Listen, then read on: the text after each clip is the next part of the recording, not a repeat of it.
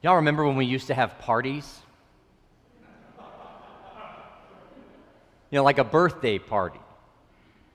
Parents would send out invitations to all their kids' friends and have them over, and everybody would gather and they'd play in the backyard, and then they'd all cram into the kitchen or the dining room around the table, and then the cake would come out with candles lit over the top, everybody singing at the top of their lungs, happy birthday. And then in an act that we now would see as a precursor of imminent death, the child would blow out the candles, their breath going over the entire top of the cake, and often some spit too, and they would extinguish the candles. Or how about a graduation party? Grandma and grandpa come in from out of town. They get there early because they don't like to drive at night anymore. Aunts and uncles and cousins all coming in, crowding into the living room. Graduation gifts, maybe a scrapbook of childhood or a slideshow of favorite family memories. People hugging each other of all ages and swapping stories and cramming in for one more picture with everybody while we're all together. It's fall now. How about a tailgate party? You take off early in the morning, everything loaded up in the coolers. You pull into your spot among all the other tailgaters. You set up your pop-up tent and you fire up the grill. You cook and you laugh. You play cornhole. You toss the football. Your friends come by. Your friends of your friends come by. You have no idea who comes by over the course of the morning. Everybody drops in, making their predictions about what's going to happen after kickoff. Not too many parties these days. You need to stay distanced. Meet outside, keep your mask on. These kind of events, they're a quick and easy way to start a super spreader event. Graduation parties, wedding receptions, retirement dinners. Parties, interesting, isn't it? When you don't have them, how you realize how crucial they are to our human life. We need gatherings like this to mark certain milestones of our journey. And without these opportunities to have these parties, we begin to forget who we are. Jesus liked parties. He went to parties. He told stories about parties. But Jesus always messed up the expectations about the party. He does it in this story. He tells the story of a father and his two sons, and the problem comes with the party that occurs at the end. And he tells this story to a strange mix of people. It's right there at the beginning of the passage we read today. Tax collectors are coming to Jesus to learn about this kingdom of God. Here's what we know about tax collectors. The Roman Empire contracted out their tax collecting work, usually enlisting wealthy people in the provinces that they had conquered. Those wealthy people would then hire locals to go out and actually collect the taxes from the people. And so farmers who tried to move their goods outside of their immediate province would have to pay tolls to the tax collectors. Or if they had certain items that they brought to the market, they would have to pay additional taxes on those items. And so most farmers lived right at poverty, in destitute living, because they couldn't make any profit on what they grew because it went to the moneylenders and the tax collectors. These tax collectors were personally responsible for paying the taxes owed to the province person and then on to the Roman Empire. But they were free to collect extra taxes from the people in order to make a profit. This was how they made their living. And so opportunities for theft, for fraud, for corruption, they abounded, and tax collectors were generally reviled. I don't know about y'all, but growing up in the church, I've been raised on a pretty steady diet of reminders that Jesus stands on the side of the marginalized, the poor, the widow, the leper. But here we get Jesus talking with the tax collectors. Y'all, these are the ambulance chasers, the con man contractors, the pyramid scheme founders, the payday loan officers, These are the folks who take advantage of the disadvantage to make a quick buck. They're the people that you and I have no interest in hanging around. Give me a leper any day over one of these people. And then there's this category of sinners. Now, we're not talking some kind of Calvinistic Reformed theology of all are sinners before God. No, these are specifically people who know the laws of Moses in the Torah, the first 5 books of the Hebrew Bible, but they're knowingly and willfully breaking those laws. They're coming to Jesus. And nothing upsets the Pharisees and the scribes more than these folks who disregard the Torah. Now, a Pharisee is a very devout Jewish person. The Pharisee group of Jewish people sort of rise to prominence during the time of Caesar Augustus reigning over the Roman Empire. Caesar Augustus has brought peace to the Roman Empire through violence and intimidation, and that's caused a fair amount of suffering in the province of Judea. Some of the Jewish people in Judea then think that the best way to counter this suffering is to take up arms themselves and take action. These were called the Zealots. They were going to take military violent action against the Roman Empire and overthrow them. If you ever have studied the Maccabee revolt, you know something of this kind of zealotry. That's not the Pharisees, though. The Pharisees study very deeply the teachings of the Hebrew prophets, and so they see in the Hebrew prophets that when suffering comes on God's people, it's often because of their disobedience to God's ways. And so they want everybody to follow the law of God fully. This is the critical moment of human history, and God will redeem and save the people if they will just obey the law correctly and get everyone else on board as well.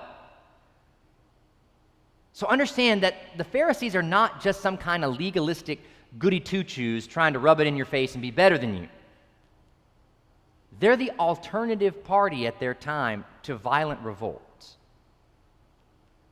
They're interested in God's power, not their own power, as the center of their theology and practice. And Jesus is messing everything up for them. This supposed rabbi isn't sneaking out the window at night in order to cavort with tax collectors and sinners.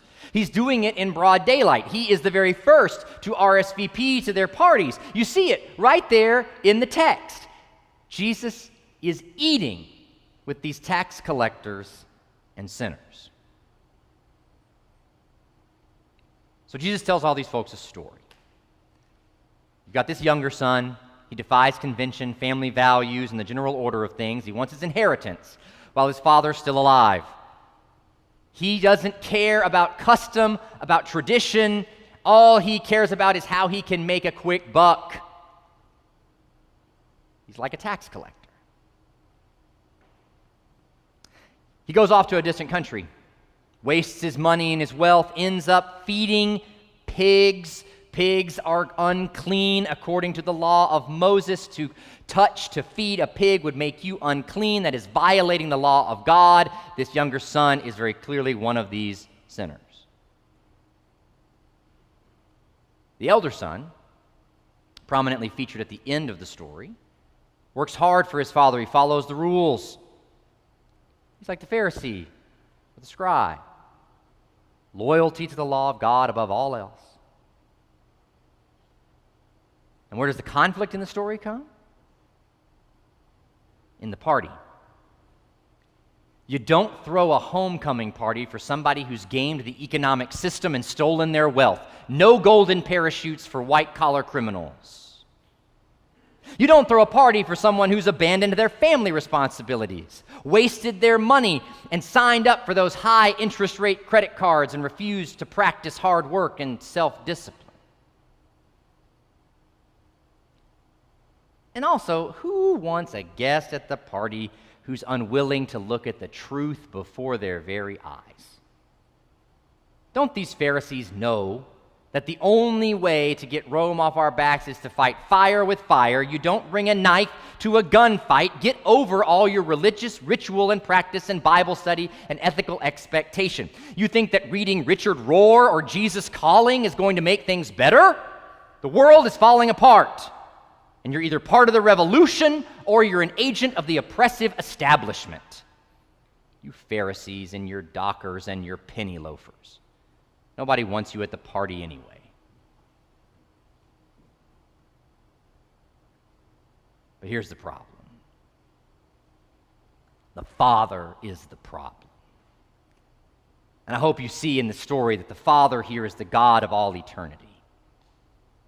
And God runs down the driveway to embrace the investment banker who sunk the market. God runs out into the street to welcome home the one who signed the subprime mortgage and spent their money in back alleys on unlabeled pills and slept through their alarm and was fired from job after job. God goes to throw a party for these folks and kills the fatted calf and buys them a brand new wardrobe. And then God goes after the ones who aren't into these kind of parties, the folks who prefer a quiet night of canasta than the popping of champagne, those who aren't woke enough, who sit in the muddy middle with their boring moral values and their steady 401k plans, and God's going to keep coming after them until they're ready to party too. The great challenge of this story for the tax collector and the sinner and the Pharisee and the scribe is that this ain't their party. It's God's party. We are the child embraced who stumbles back home. We're the one who's done all the right things but for all the wrong reasons. We're the ones who have a name card for our seat at the table, not the ones responsible for defining the guest list. And you think it's hard for these Bible characters to accept the invitation to the party, then just look at us. We love to cull and define the guest list of our own lives. We've gotten awfully accustomed to curating our Facebook feed or our Instagram followers. We like that we can move out to the gated community or hide in the bohemian village. Our style choices, the vehicle we drive, our home decor, our after-school activities, which grocery store we shop at, tells people who we are and who we are not, and if this bothers you, then just get out of my life. Either on my team or you're my enemy. But George Buttrick, the longtime pastor of the Madison Avenue Presbyterian Church in New York City, says, "The man who lives to do as he likes becomes the slave of his likes." And that's not the gospel. The gospel of Jesus rips us out of the judgment seat and throws us into the crowd among all those who need a word of grace. The gospel invites us to stop defining and refining, leveraging and debasing, and instead just asks us, do you want to come to my party?